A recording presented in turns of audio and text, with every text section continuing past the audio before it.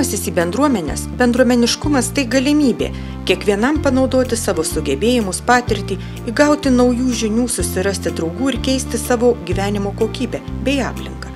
2012 metais Kelmės rajone veikia, kuria, gyvuoja 40 bendruomenių.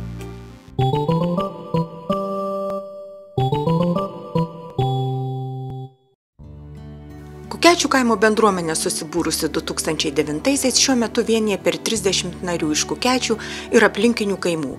Bendruomenės aktyvas jaunas veržlus sumanus, tad pasak bendruomenės pirmininkės Vaidos Gecienės, susibūrė nesėdėjom sudėję rankų.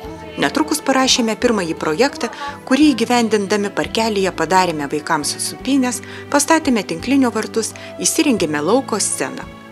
Dar vienas įgyvendinamas projektas Kukečių kaimo bendruomenės materialinės bazės stiprinimas, veiklos skatinimui gerinti, suteikė finansinę galimybę sutvarkyti bendruomeniai skirtą mažulytį kambarėlį, įsigyti kėdžių, kompiuterį, spausdintuvą, žoliapjovę, o netrukus turėsim ir įgarsinimo aparatūrą. Tai sakėm, dainuosim, šoksim, stengsiuos sukurti kažkokį ansambliuką, nediduką.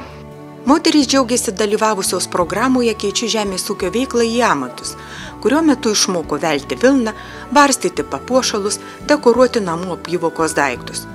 Esame išmokusios pasidaryti rankų darbo dovanėles, kurios visada bus madingos, pasakojo Regina Mockienė. Paklaustos, kuo galima būtų išskirti Kukečių kaimo bendruomenę iš kitų rajono bendruomenių būrių, moterys suskubo vardinti, jog Kukečiai garsėja savo auksarankėmis siuvinėtojomis. Štai Kukečiuose gyvenančios ir kuriančios Irenos Lazauskienės siuvinėtus kūrinius dažnai galima pamatyti parodose. Dar mūsų kraštas garsėja ūkininkais, kurie yra kuo puikiausias pavyzdys, kaip reikia mylėti žemę ir savo darbą. Kukečių krašte ūkininkauja garsūs ūkininkai. Taip pat bendruomenės moterys sakė, jog Kukečių kraštą garsina ir Burbaičių piliakalnis, kurio papėdėje kartą metuose per žolinę bendruomenė kartu su seniūnija sukviečia į jautuko aukojimo šventę. Tai tarsi savotiška kraštiečių šventė, sako moterys.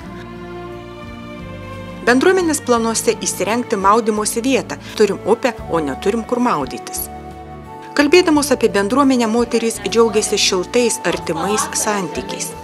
Kartu jaučiamės viena šeima.